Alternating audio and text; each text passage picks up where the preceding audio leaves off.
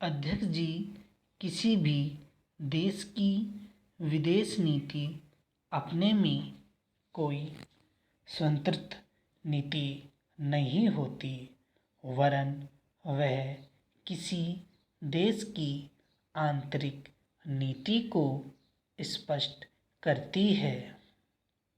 उदाहरण के लिए हम अमेरिका को ले सकते हैं।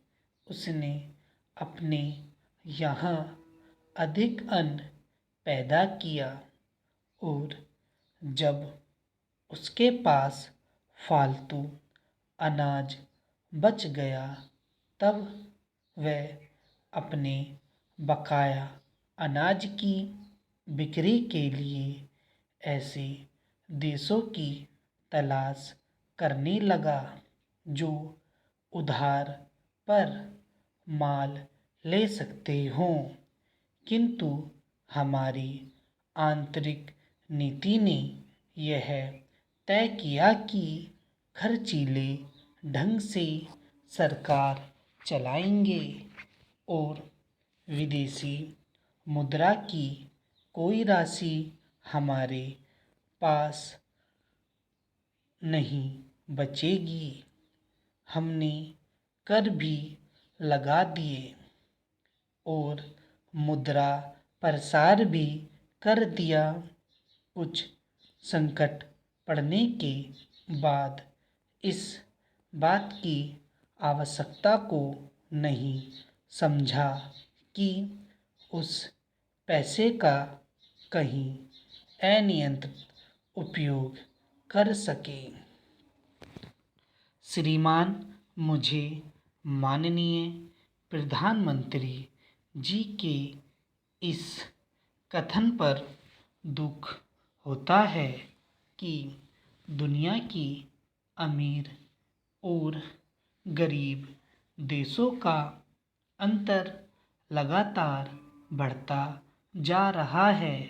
मैं उनसे यह पूछना चाहती हूँ कि भारत की विदेश नीति ने उस अंतर को घटाने की क्या कोशिश की है?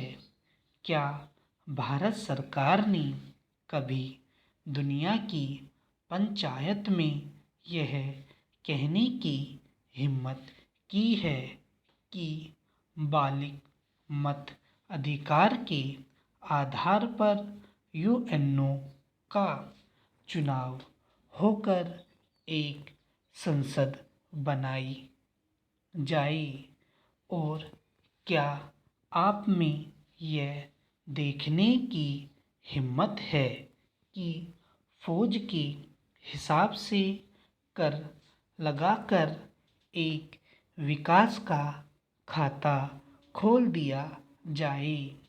जो देश विकसित हैं उनके मजदूरों का 1 घंटा हमारे देश के मजदूरों के 100 घंटों के बराबर माना जाता है, क्योंकि उनके पास साधन हैं। इसलिए यह अंतर और भी बढ़ता चला जा रहा है। किसी देश के अंदर आंतरिक नीति में अमीरी और गरीबी का अंतर बढ़ता चला जा रहा है और वह दुनिया के देशों में विद्यमान अमीरी और गरीबी के इस अभिशाप को समाप्त करेगा। यह समझ में आने वाली बात नहीं है।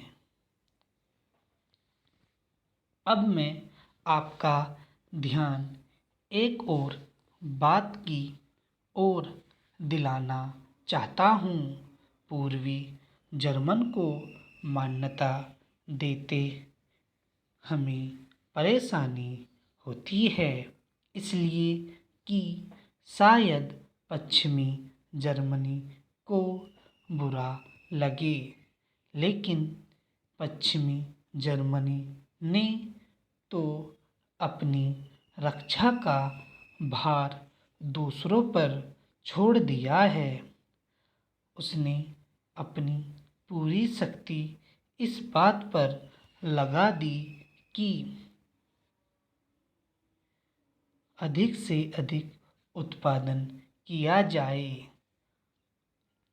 आपने जो समय दिया उसके लिए मैं आभार प्रदर्शन करता हूँ और आपका धन्यवाद करता हूँ।